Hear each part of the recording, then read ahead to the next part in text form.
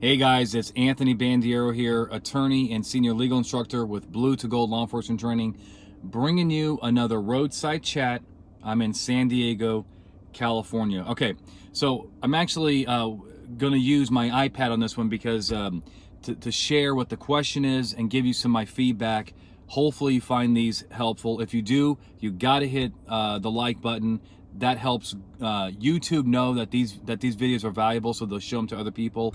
And please subscribe. These are things that help the channel and help keep this channel going and so forth. All right.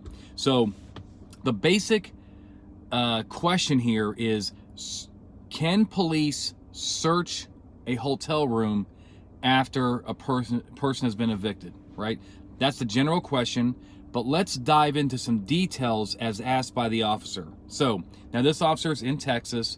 The answer is not going to change what state you're in under the Fourth Amendment. Now, some states have more restrictive rules, so you got to keep that in mind. All right. So here's the tee up here. Okay. Hotel staff call police to help with an eviction. Okay, the person, now the reason for the eviction is that the person has stayed past the checkout time and they want them out. So police knock on the door, they inform them that the hotel wants them out.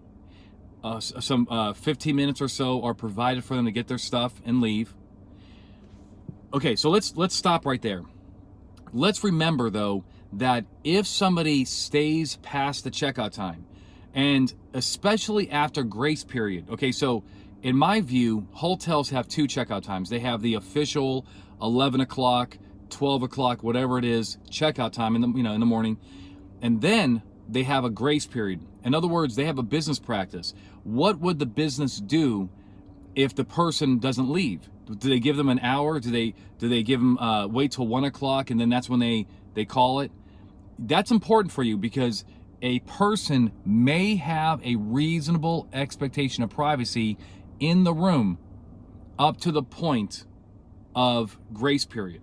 Okay, so if we're past that point, well, they have lost or forfeited their privacy interest in the room. So that's one thing to remember. So as far as the hotel getting their property back, which is the room, dressers, refrigerator, and so forth, the hotel tenants, occupants, no longer have a reasonable expectation of privacy. But let's continue. So just keep that in mind. Now, would it be a lawful practice for an officer to escort them out, right, off the hotel property, while another officer gets permission to search abandoned property? And if something is found, then we end up detaining the people that were escorted out. Okay, let's break this down. So first of all, of course, the hotel can give you consent to search their property, right? Whenever somebody is evicted, even if they're before checkout time, but if they're evicted for cause, right? That's another way of saying evicted for fighting, partying, breaking stuff, smoking, right? The hotel says, look, you violated our rules. You shouldn't have done that. We want you out.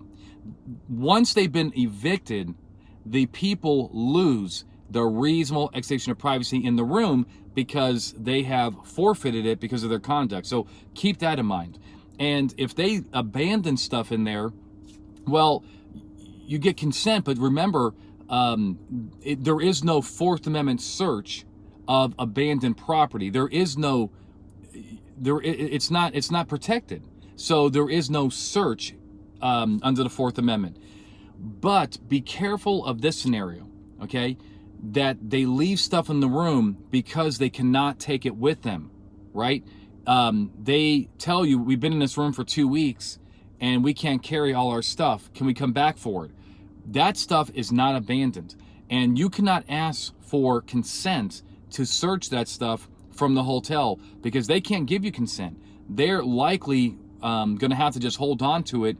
And now if they search it because of their policy, so be it. That's none of your business, right? That is, they're doing it. That's called a private search.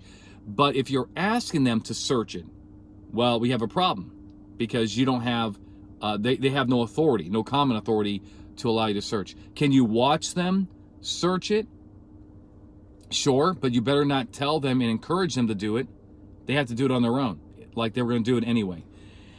The other issue is this escorting out. Now, I don't see a problem with that necessarily, especially if they were evicted for a reason, right? Some kind of safety reason. But I would be careful of all they did, right, is stay past the room rental period. That's all they've done, right, per the scenario. All they did was not re-up on the room, and they just got to leave, right? And you're escorting them out, and they might feel detained, right? They may feel like they're not free to break free from you and just, do whatever they want, and they're submitting to you.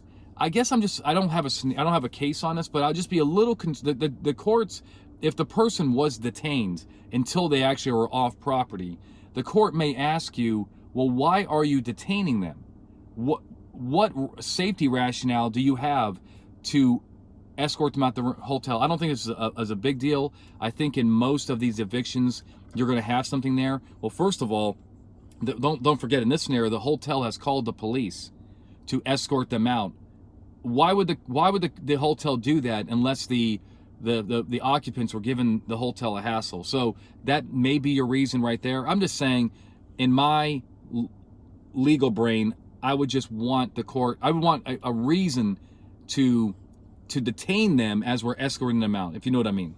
Otherwise, it may be looked as a detention, and then the finding of the evidence may be some fruit of the poisonous tree. Kind of complicated. I'm not really sure if that's going to work either, but I just want you to think about it. All right. There it is. So I think that's your answer. So the big takeaways here. People who have been evicted, lawfully evicted for some reason, for a lawful reason, like breaking stuff, partying, smoking and stuff forth, they lose their expectation of privacy in the room. Same as people who have overstayed on their rental, or their occupancy, right? They're supposed to be out that day, and they're past the grace period. Boom, they lose their reasonable expectation of privacy in everything that the hotel owns: room, dressers, refrigerator, safe, toilet bowl tank, right? But they do not lose their privacy interests in non-abandoned personal containers, backpacks, suitcases, little pouches. If those are not abandoned, then you can't search them with the consent of the hotel. Does that help? I hope it does. I hope it moves the ball forward. Great question, and keep them coming. You can email me at show@bluetogold.com. Just keep in mind, though, I am extremely backlogged right now with everything going on. There's a lot of, we're very, very busy. Of course, that's a good thing, but I just want to let you know that I do try to answer these questions in a timely manner, but please have some patience, all right? Anyway, let's leave it off at that. Thank you so much. Remember to hit subscribe, hit the like button, share this video with your fellow friends, and until next time, my friends, stay safe. When it comes to legal training, we're the gold standard. Visit bluetogold.com or call 888-579-7796 today to purchase the Search and Seizure Survival Guide, register for a class, or learn how to bring our search and seizure training to your agency.